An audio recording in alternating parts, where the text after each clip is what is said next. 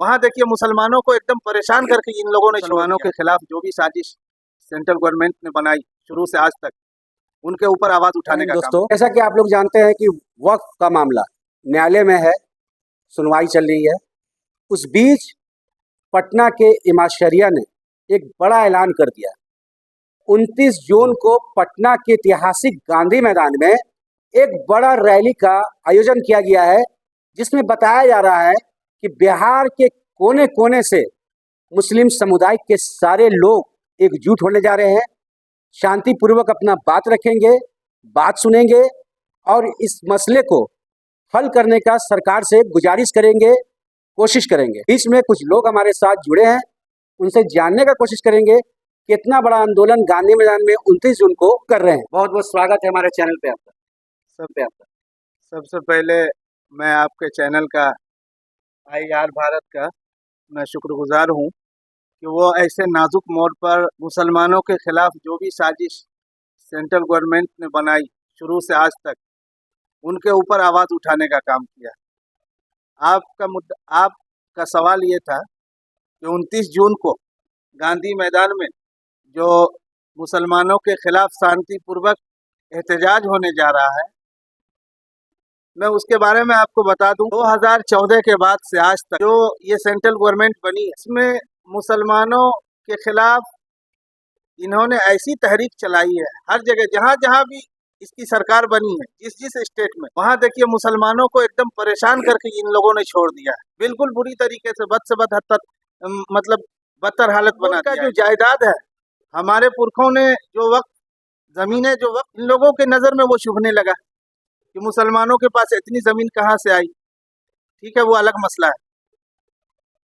हमारे खिलाफ इससे पहले साजिश हुई, 3 तलाक का मुद्दा आया। अरे वो मेरा पर्सनल मसला था, वो मेरा धार्मिक मसला था, आपने उसमें इंटरफियर किया। करोड़ों मुसलमानों ने सिग्नेचर वाला काम किया और जो भी सरकार के नुमाइंदे थे, यहाँ तक कि सुप्रीम कोर्ट तक को इन्होंने खरीद लिया। बहुत आसान है इन लोगों के लिए, कोई बड़ी बात नहीं। बाबरी मस्जिद का मुद्दा देख लीजिए, आस्था के बाबरी मस्जिद का भी मुद्दा हम लोग चैलेंज के साथ कहते हैं कि हम लोगों ने केस जीता, लेकिन आस्था के बुनियाद पर उन लोगों को दे दिया गया। मेरी आस्था की जहाँ तक बात आई तो आप लोग जो है अपना दिमाग लगाना शुरू कर दिए।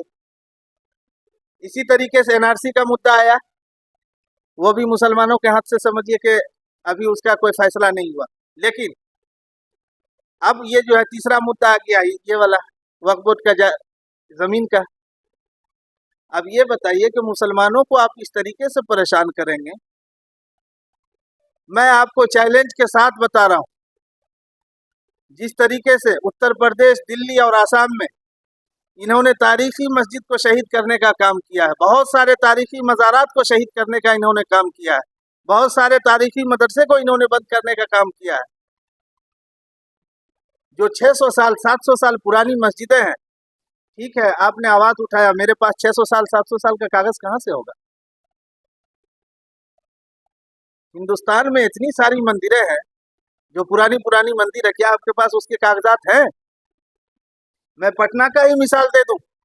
आप पटना में जितने भी बड़े बड़े जगह हैं, गांधी मैदान से लेके आप इधर हाई कोर्ट तक चले जाइए, एयरपोर्ट तक चले जाइए, जितने भी बड़े बड़े स्थल हैं, सब में आपको मज़ार मिलेंगे, किसी न किसी का कब्र वहाँ मौजूद होगा। लेकिन मुसलमानों ने कभी आपको जो है अंगुली नहीं उठाया कि आप उसमें क्यों बना रहे हैं। आप इसका सर्वे करवा लीजिए, आपको हर जगह जो है कब्रिस्तान नजर आएगा। ये सब मुसलमानों का पुरानी संपत्ति है, लेकिन अगर सरकार को भी जरूरत पड़ा है तो उसको दिया है, लेकिन कभी कुछ नहीं बोला। एयरपोर्ट के बगल में देख लीजिए, वहां पर भी कब्रिस्तान है, लेकिन देखिएगा कल होकर उस पर भी जो एयरपोर्ट वाले दावा ठोक देंगे। अब हाईकोर्ट का क्या हाल है, वो तो सबके नज़र में है। खैर, हम लोग का इसके ऊपर कुछ बोलना ही नहीं है। लेकिन इस तरीके से 2014 के बाद से मुसलमानों को जो पीड़ित किया गया है, इस पर समझिए ये अच्छी बात नहीं है। हर जगह मुसलमानों को 2 फाड़ में बांट दिया गया है, हिंदू मुस्लिम करा के ये लोग अपना सारा काम करता गया। इन लोगों का उन लोगों का बड़ा आरोप है कि हिंदुस्तान में रेलवे के बाद अगर जमीन किसी के पास है तो मुसलमान समुदाय के पास है। 9 लाख एकड़ जमीन की बात सामने रखी गई है। रेलवे के बाद अगर जमीन किसी के पास है तो मुसलमान समुदाय के पास है। भाई, अब 100 साल पुराना दस्तावेज उठा के देख लेना, 100 साल 150 साल पुराना अगर आपके पास होगा दस्तावेज, आप उठा के देख लीजिए कि मुसलमानों के पास जो है 100 साल पहले कितनी संपत्ति थी, रेलवे को कितनी संपत्ति थी। मान लीजिए मेरे बाप के, मेरे दादा के पास 500 बीघा संपत्ति है, 50 बीघा उसको देने में कोई दिक्कत है क्या? 25 बीघा उसको देने में कोई दिक्कत है क्या? धर्म के नाम पर कोई दिक्कत नहीं है। और ये लोग शान से दिए, हर जगह बहुत शान से दिए, सिर्फ इसलिए अल्लाह के नाम पर इन्होंने वक्फ किया, अल्लाह के नाम पर वक्फ किया। और चाहते तो कागज अपने पास रख सकते थे। वक्त, फिर वक्त का मतलब क्या हुआ? सरकार के पास उसका कागज चला गया कि कभी भी हमारे कौम, हमारे पुरखों, हमारे पोता या फिर जो भी हो, मुस्लिम कम्युनिटी को जब भी इसकी जरूरत पड़े, हॉस्पिटल बनाने का, मदरसा बनाने का, मस्जिद बनाने का, कॉलेज बनाने का, वो आराम से बना सके, वो किसी का मोहताज ना रहे, या उसकी आमदनी से जो है गरीबों पर, जो जरूरतमंद है उसके ऊपर खर्च किया जाए। शादी ब्याह में, किसी बेवा के इसमें बहुत सारे लोग हैं जिनका मकानात जो है बुलडोजर से ढा दिया जाता है, मतलब एक मिसाल दे रहे हैं। तो ऐसे मौके पर को सामने रखते हुए इन लोगों ने ये काम किया कि अपना बहुत सारा जायदाद, जिनके पास कोई वारिस नहीं है, उन्होंने वक्फ कर दिया अल्लाह के नाम पर। तो भाई अल्लाह ही की तो संपत्ति है, अगर हम उनके नाम पर थोड़ा सा दे ही देंगे तो क्या होगा? हिंदुस्तान में बहुत बड़े बड़े जिम्मेदार गुजरे हैं, हर जिला, हर इलाके में अच्छे अच्छे जिम्मेदार गुजरे हैं। तो वक्त की जायदाद तो मुसलमानों के पास होगी, क्यों नहीं होगी? और आज जो है आपकी बुरी नजर है उस पर। अब क्या करना क्या चाह रहे हैं हिंदुस्तान में? इतना ही आग लगा हुआ, ये कम है, ऐसा मत कीजिए। तो कहने का ये है कि वक्फ का जहाँ तक मामला है, इतनी ज़मीन, और जो बोलते हैं लोग, जो सोशल मीडिया पर चल रहा है, लोग जानना चाहते हैं कि अल्लाह के नाम पर ये ज़मीन कैसे चली जाती है। भाई इसका सिंपल सा जवाब है, जो पढ़े लिखे तबका है वो ऐसा सवाल कभी कर ही नहीं सकते। ये जितने भी जाहिल लोग हैं या जितने भी अंधभक्त लोग हैं, वही लोग इस तरह का घटिया सवाल करेंगे। अल्लाह के नाम का वक्फ आपको समझ में नहीं आता? अरे जो अल्लाह के नाम से वक्फ कर दिया, जिसके पास आल औलाद है या फिर जिसके पास नहीं है, अल्लाह के नाम से मैं इसको वक्फ कर रहा हूँ ताकि आने वाले जो भी हमारे वंशज है वो इससे फायदा उठा ले। अगर वो अपने नाम से कर दिया तब कहाँ वक्फ हुआ? अल्लाह के नाम से कर दिया, वो वक्फ हो गया। अल्लाह के नाम पर जो हम अपनी जायदाद को वक्फ दे रहे हैं, हो गया वक्फ। ऐसा थोड़े को उमर गया तो उसका जायदाद पे सब लोग कब्जा कर ले, जैसे शुरू से करते आ रहे हैं। 2014 के बाद 2014 के बाद बहुत ऐसी वाकया देखी गई है जो एक ही समुदाय को हिंदुस्तान के अंदर में टारगेट किया गया, कभी हिजाब पर, कभी निकाब पर, और इतना तक कि 52 जुमा का भी जिक्र किया गया। उसके बाद मस्जिदों को ढाका गया, उसके बाद 3 तलाक की बात हुई, उसके बाद एनआरसी की बात हुई, सीए की बात हुई, अब आ गई वक्फ पे बात। देखिए इन लोगों का शुरू से ये एजेंडा रहा है, ये सरकार सब जानता है कि आरएसएस के इशारे पे चल रही है। और आरएसएस जो है हिंदुस्तान की 2 तंजीम है जो बहुत पुरानी है, एक जमीयत उलमा हिंद और एक आरएसएस। आरएसएस का शुरू से ये मिजाज रहा और शुरू से जो है उसका ये टारगेट रहा है मुसलमानों का एक एक एक्टिविटी पे नजर रखना और उसके खिलाफ साजिश रचना, साजिश बनाना। यहूदी और आरएसएस दोनों में कोई फर्क नहीं, वो भी साजिश रचते हैं, ये भी साजिश रचते हैं। और इन लोगों का, अच्छा दोनों का टारगेट एक ही कौम है, मुसलमान है दोनों का टारगेट। लेकिन औरतों का मसला हो, ये लोग तो चाह ही रहे हैं कि सबको उरियानियत में जो है नंगे सबको रोड पे चलावे। इन लोगों का देखते नहीं है, एक एक हिंदू जो है 10-10 मुस्लिम लड़की को लेके आओ, ये कहाँ से होगा? जब वो खुल्लम खुल्ला घूमेगी तब ना। मुसलमान बहनों भी इस चीज को समझ गई हैं कि आरएसएस का शिकार नहीं होना है, वो लोग भी अपने आप में मजबूत हो गई हैं। अभी के दौर में हर इलाके, हर गांव में जो है इस चीज के ऊपर जो है लोग फिक्रमंद हैं, हर गांव में जो है इसके ऊपर तबादला ख्याल किया जा रहा है। आरएसएस का जो भी मुद्दा होगा हम लोग उसको कुचलने का काम करेंगे। रही बात सरकार की, तो सरकार तो खैर इसीलिए बनी है, जब तक है हम लोग को परेशान करेंगे। लेकिन एक बात याद रखें, इसको धमकी ना समझें। हर 100 साल के बाद वक्त पलटता है और इंशाल्लाह वक्त बदलेगा तो इसका मुंह तोड़ जवाब भी दिया जाएगा। तो 29 तारीख का आप लोग की क्या तैयारी है? 29 तारीख को हम लोग जो है पूरे मुस्तैद होकर हर गांव, हर जिला, हर पंचायत से ये अपील करते हैं कि आप लोग 29 तारीख को गांधी मैदान में आए और शांतिपूर्वक इस धरना को कामयाब करने की कोशिश करें।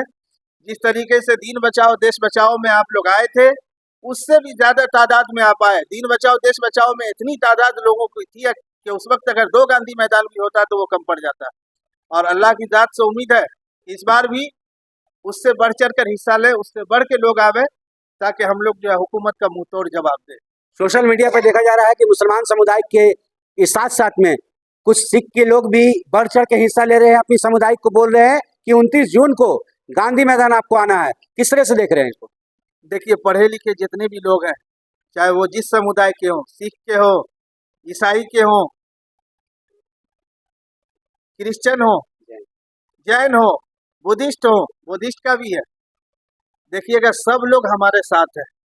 जो पढ़ा लिखा तबका है सब लोग हमारे साथ है और वो इस चीज को समझ रहा है कि आज ये शिकार हो रहा है, कल हमारी बारी है। चाहे दलित हो, दलित भी हम लोगों के साथ है, अति पिछड़ा भी हम लोगों के साथ है, क्योंकि सबके जहन में ये चीज आ गया है कि मुसलमानों के बाद अगर किसी का नंबर आएगा तो वो दलित, अति पिछड़ा और जो और कम्युनिटी बच गए उन लोगों का नंबर है। मतलब मुसलमानों से पहले दिल्ली के सड़कों पे देखा गया है, किसान आंदोलन के प्रयास किया गया, किसानों का जमीन कब्जा किया गया, जब उसमें कामयाबी नहीं मिली तो मुसलमान पे आ गए। जाहिर सी बात है, जमींदार तो किसान ही है ना। बहुत कोशिश किया है, उन लोग का मुद्दा क्या था? 2-4 को ईंट खड़ा कर देना, हो गया मंदिर। सड़कों पर कील ठोका गया था। जी जी जी, सड़कों पर कील ठोका गया था ताकि वो ट्रैक्टर लेके नहीं जा पाए, ट्रैक्टर अगर जाए तो वो पंचर हो जाए। बहुत साजिश की है। मतलब जब से ये सरकार आई है, हिंदुस्तान का वजूद और हिंदुस्तान का जो भाईचारा था और शांतिपूर्वक जो हिंदुस्तान था, ऐसा हिंदुस्तान नहीं था 2014 से पहले। बहुत सुकून से सारे समुदाय के लोग रहते थे, अपना अपना काम करते थे। छोटी मोटी झड़प हर गांव में होता है, हर घर में होता है, लेकिन उतना फर्क नहीं पड़ता है जितना ये लोग 2014 के बाद से हिंदुस्तान के माहौल को खराब किया है। ये समझिए कि बद से बदतर इन लोगों, मतलब दूसरे जगह के लोग जो है इन लोगों का तस्वुर बद से बदतर करते हैं। तो जाते जाते कह दीजिए कि बिहार में जिस तरह से नीतीश कुमार की सरकार है, क्या वक्फ के मामले में वो भी कहीं ना कहीं सरकार के साथ खड़े हैं? क्या इस बार बिहार में 2025 के विधानसभा चुनाव में क्या बिहार में बदलाव होगा? बदलाव तो होगा। अगर हम न बदले तो सेंटर जरूर बदल देगी, क्योंकि सेंट्रल का इशारा है, सेंट्रल गवर्नमेंट का। अभी तो वो है, मान लीजिए नीतीश कुमार व्यक्ति खराब नहीं है, बहुत अच्छे व्यक्ति। शायद के अभी के दौर में उनका सानी, मतलब उनका जोड़ा मिलना बहुत मुश्किल है। नीतीश कुमार बहुत अच्छे व्यक्ति हैं, लेकिन गठबंधन गलत है।